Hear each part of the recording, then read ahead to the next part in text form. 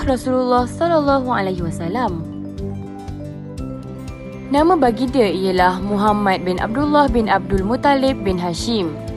Baginda lahir pada subuh Isnin 12 Rabiul Awal bersamaan 20 April 571 Masihi dan dikenali sebagai Tahun Gajah sempena peristiwa tentera bergajah Abrahah yang menyerang kota Kaabah. Pada usia 40 tahun, baginda menerima wahyu pertama di Gua Hira di puncak Jabal Nur atau dikenali sebagai Bukit Cahaya sebagai pelantikan Nabi dan Rasul akhir zaman. Pada usia 63 tahun pula, baginda wafat di Madinah Munawwarah pada hari Isnin bersamaan 12 Rabiul Awal pada tahun 11 Hijrah bersamaan 8 Jun 632 Masihi. Berikut merupakan ringkasan biodata Rasulullah sallallahu alaihi wasallam. Assalamualaikum warahmatullahi wabarakatuh. Saya Nur Syamimi. Saya akan menerangkan tentang maksud akhlak dan sunnah Rasulullah. Apa itu akhlak? Akhlak berasal daripada perkataan khuluq yang bererti perilaku, perangai atau tabiat. Dari segi istilah, akhlak menurut Imam Al-Ghazali, akhlak ialah suatu sifat yang tertanam dalam jiwa yang dalamnya timbul perbuatan dengan mudah tanpa memerlukan pertimbangan terlebih dahulu. Maksud ini terkandung juga dalam kata-kata Sayyidatina Aisyah yang bermaksud akhlak Rasulullah yang dimaksudkan di dalam kata-kata di atas ialah kepercayaan, keyakinan, pegangan dan tingkah laku Rasulullah yang semuanya merupakan pelaksanaan ajaran Al-Quran. Terdapat dua jenis akhlak iaitu akhlak mahmudah dan akhlak mazmumah. Apa itu akhlak mahmudah? Akhlak mahmudah ialah akhlak-akhlak yang baik iaitu ikhlas, sabar, syukur dan akhlak terpuji yang lain. Antara contoh-contoh akhlak mahmudah ialah yang pertama takut kepada Allah, sabar dalam menghadapi dugaan, ikhlas dan benar dan terakhir tawakal. Manakala maksud mazmumah ialah segala perbuatan manusia yang membawa kepada kemudaratan pada diri sendiri atau orang lain serta dapat membahayakan iman dan mendatangkan dosa. Antara contoh akhlak mazmumah ialah berkata dusta, mengambil barang yang bukan haknya, bersifat dengki dan sombong dan akhir sekali derhaka kepada orang tua. Menurut hadis riwayat Ahmad, Nabi Muhammad SAW telah bersabda, "Aku diutuskan oleh Allah hanyalah untuk menyempurnakan akhlak." Hadis di sebelah merupakan salah satu bukti akhlak yang perlu kita pelajari dan ikuti oleh semua umat Islam. Terdapat berbagai akhlak Rasulullah yang boleh semua umat Islam contohi dalam kehidupan. Tahukah anda semua, akhlak juga merupakan salah satu faktor utama bagi mengukur kesempurnaan iman seseorang hamba, seperti yang telah disabdakan oleh baginda Rasulullah. Orang mukmin yang paling sempurna imannya ialah yang terbaik akhlaknya. Hadis riwayat Tirmizi. Sesungguhnya kemuliaan seseorang itu bergantung pada akhlak pribadinya. Akhlak juga dapat memandu diri seseorang itu pada keadaan hatinya. Jika baik hatinya, maka baiklah seluruh anggota tubuhnya. Oleh itu, semua umat Islam mestilah menjadikan baginda Rasulullah sebagai contoh utama dengan mengamalkan akhlak-akhlak baginda supaya kehidupan berjalan dengan tenang dan bahagia.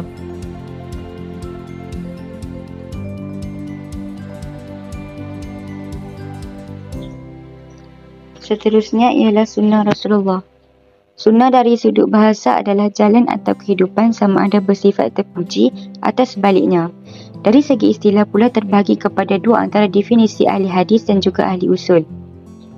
Di sisi ahli hadis, sunnah adalah setiap yang disandarkan kepada Nabi SAW daripada perkataan, perbuatan, takrir iaitu persetujuan, sifat khuluqiyah, sifat khalqiyah dan kehidupan baginda SAW sama ada sebelum perutusan baginda SAW menjadi Rasul. Di sisi ahli usul pula, sunnah adalah setiap yang diambil daripada Nabi SAW selain daripada Al-Quran melalui perkataan, perbuatan dan takrir baginda SAW.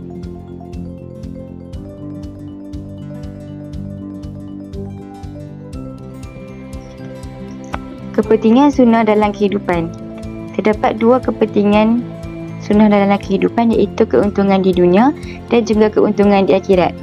Keuntungan di dunia, kita disayangi orang di dunia, hidup akan diberkati, agama tidak akan tercemar. Keuntungan di akhirat, di kubur kita mengenal wajah Rasulullah SAW Mendapat syafaat Rasulullah apabila seseorang itu menghidupkan sunnah. Rasulullah mengenal kita apabila di padang mahsyar dan terakhir berjiran dengan Rasulullah.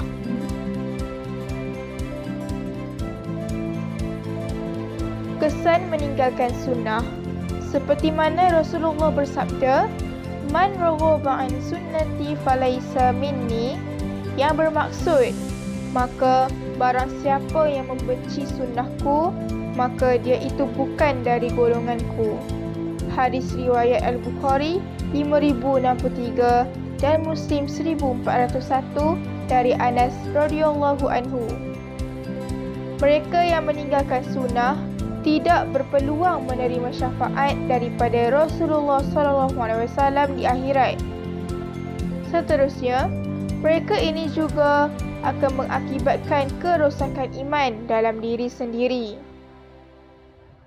Mereka yang tidak berpegang dengan sunnah Rasulullah SAW bererti tidak berpegang dengan ajaran Allah. Dan terakhir, mereka ini juga cenderung untuk terpengaruh dengan pengaruh luar atau agama lain. Punca meninggalkan sunnah.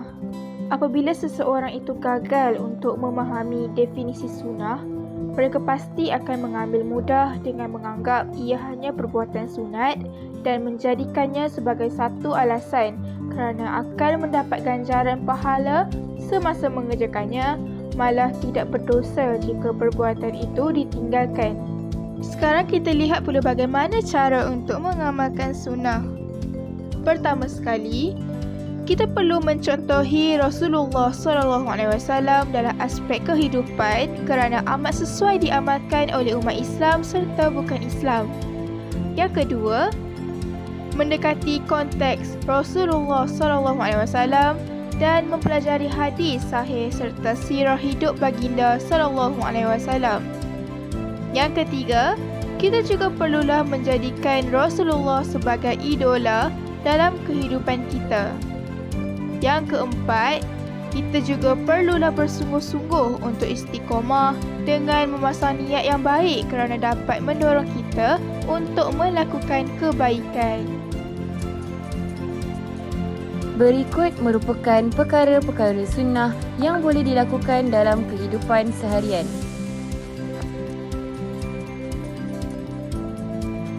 Berzikir dan bertasbih kepada Allah SWT, bersedekah kepada golongan yang memerlukan, makan menggunakan tangan kanan, bersugi di pagi hari, menunaikan solat tahajud dan qiyamul lail pada sepertiga malam.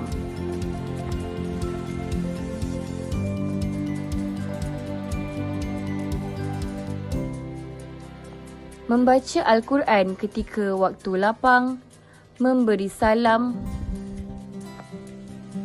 solat secara berjemaah, sentiasa tersenyum kepada orang ramai, menjaga wuduk sepanjang hari daripada terbatal. Cara-cara untuk terus istiqamah mengamalkan sunnah Rasulullah SAW dalam kehidupan seharian. Cara yang pertama ialah niat yang ikhlas kerana Allah SWT.